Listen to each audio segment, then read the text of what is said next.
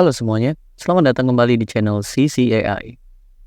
Hari ini kita akan membahas bagaimana mempersiapkan template project atau base project dan apa saja elemen yang akan kita masukkan di dalamnya, dan terakhir adalah manfaat.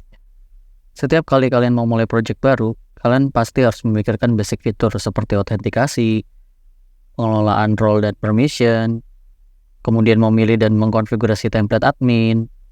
Terus kemudian kita pasti memastikan versi PHP-nya nih sudah sesuai dengan framework yang kita gunakan atau Node.js-nya, begitu pula dengan database apa yang mau kita gunakan gitu. Setup itu semua pasti memakan waktu sendiri. Kita mengkonfigurasi ini terus-terusan. Jadi tiap project baru kita bikin lagi autentikasi, kita bikin lagi role, kita bikin lagi template admin dan fitur-fitur dasar yang kalian butuhkan pada saat memulai project baru. Anda bayangkan cara yang lebih baik di mana kita memiliki sebuah template project yang di dalamnya itu sudah ada fitur autentikasi, sudah ada role and permission, sudah ada template adminnya. Kemudian karena kita sudah men-settingnya, ini juga akan kita skip gitu. Jadi versi PHP itu sudah mengikuti, JS sudah mengikuti, database sudah mengikuti. Karena kita sudah pernah membuat basic project itu, pasti konfigurasinya sudah ada. Jadi kita bisa langsung fokus ke fitur intinya dari aplikasi yang akan dibuat. Nah, di video kali ini kita akan membahas bagaimana template project itu sebenarnya. Jadi siapkan catatan kalian, mari kita mulai. Sebelum kita masuk ke tahap pembuatan project template ini, kita akan membahas apa saja yang perlu disiapkan, seperti framework apa yang akan kita gunakan. Tapi mengacu pada video sebelumnya, tentu saja di sini kita akan menggunakan Laravel sebagai base dari template ini. Dan kali ini kita akan menggunakan Laravel 11, yaitu Laravel terbaru saat ini. Atau kalian bisa menggunakan Laravel versi berapapun yang kalian mau, karena ini tidak terpatok pada Laravel 11 saja, tapi intinya adalah kita membangun sebuah template project dari Laravel. Oke, jadi yang pertama itu adalah admin template, yaitu biasanya kita pakai untuk dashboard dari admin. Nah, dalam memilih template untuk halaman admin dalam aplikasi kita, saya lebih suka memilih yang base-nya masih HTML, CSS, dan JS dan tidak dibundle dengan Laravel atau base framework yang akan kita gunakan. Dengan alasan saya lebih mudah untuk melakukan maintenance-nya, karena struktur layout dan config dirancang sendiri oleh kita, sehingga memudahkan ketika ingin melakukan kustomisasi, atau jika project template ini adminnya sudah discontinue ya, kita tetap bisa update mandiri untuk base atau library pendukungnya. Kemudian saya juga menyarankan untuk menggunakan template admin yang menggunakan CSS framework yang kalian kuasai atau setidaknya sedang kalian pelajari, agar proses penggunaan lebih mudah karena kalian sudah merasa familiar dengan CSS-nya. Nah, dalam project ini saya akan menggunakan tabler.io sebagai admin template-nya karena dia memiliki key fitur yang saya butuhkan untuk template project saya, seperti bisa dilihat di sini dia sudah fully responsive ya. Jadi sudah pastinya support untuk beberapa jenis layar ya, seperti mungkin di HP, di tablet, kemudian di desktop.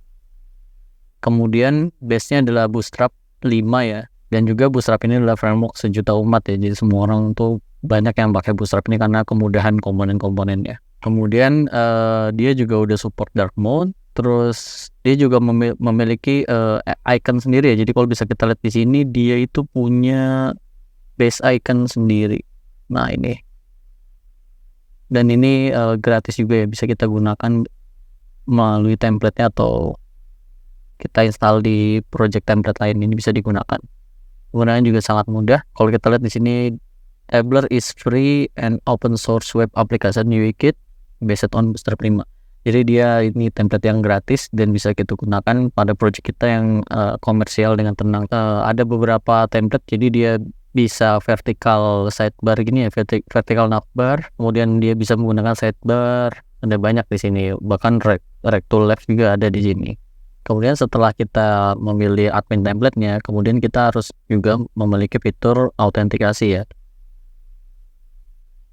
Nah, jadi tentu saja ini bagian yang penting dalam sebuah aplikasi, yaitu login dan logout, edit profile, dan sebagainya itu sangat diperlukan untuk sebuah aplikasi ya. Nah, di Laravel sendiri dia sudah memiliki fitur autentikasi sendiri ya. Jadi kita bisa menggunakan Laravel Bridge,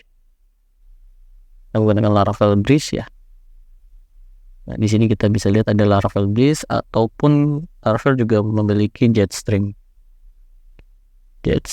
Laravel.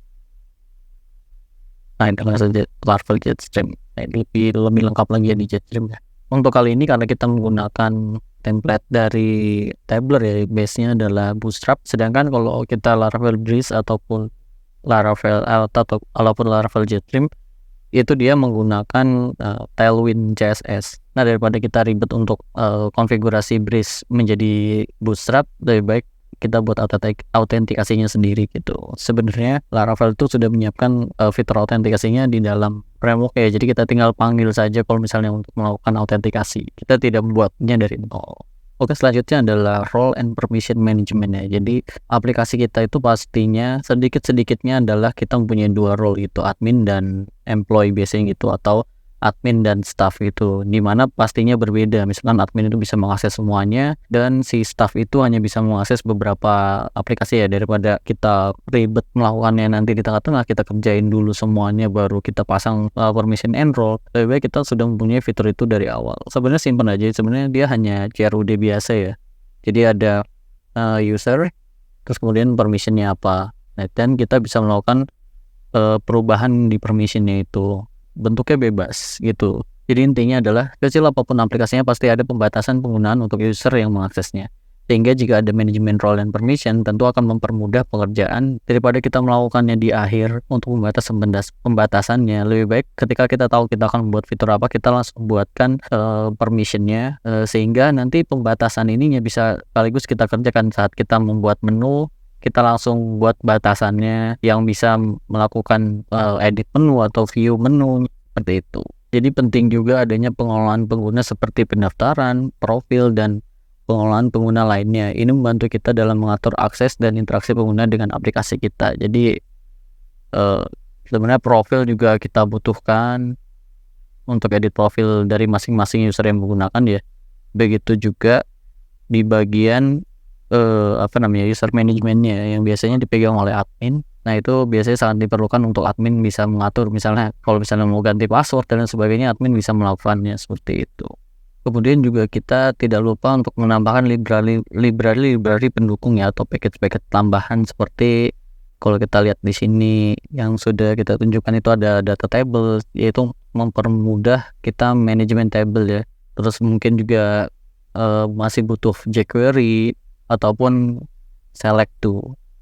Sebagai opsional terakhir adalah menggunakan Docker untuk membuat lingkungan pengembangan yang konsisten dan mudah direplikasi. Dan ini sangat membantu juga dalam menangani masalah yang biasanya kita sering dengar kalau misalnya kita bekerja secara tim atau sedang membahasnya dengan klien. Biasanya tuh kita sering mendengar, bisa kok di laptop saya, tapi kok di laptopnya klien nggak bisa gitu. Nah, itu karena mungkin ada perbedaan environment ya, kayak seperti versi PHP mereka berbeda, Node.js-nya berbeda, atau yang lainnya kayak masalah prosesor dan sebagainya. Nah, dengan Docker itu bisa meminimalisir hal itu. Bayangkan kalau kita mau menjalankan aplikasi yang memiliki WebSocket, yang memiliki queue, yang memiliki beberapa hal yang dijalankan, dan kita biasanya kan harus PHP artisan, serve, kemudian PHP artisan, WebSocket, serve, queue work, kemudian schedule dan lain sebagainya. Bayangkan ketika kalian ingin mulai bekerja, kalian cukup mengetikkan landok.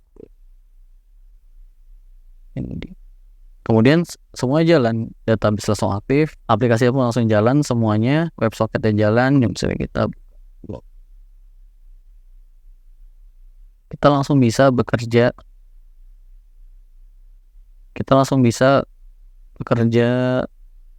mengerjakan aplikasi gitu, karena semuanya sudah jalan. Seperti WebSocket dan sebagainya, itu bisa kita langsung jalankan. Nah, seperti itu. Jadi kita tidak perlu melakukannya satu persatu, menyalakan PHP, menyalakan SQL, menyalakan misalnya kita punya database Mongo dan SQL, itu bisa dengan cara yang lebih mudah disimpulkan. Tapi ini opsional jika kalian lebih suka melakukannya dengan cara yang biasa, menggunakan Laragon, mungkin menggunakan Laravel Heart. Nah, itu juga nggak ada masalah.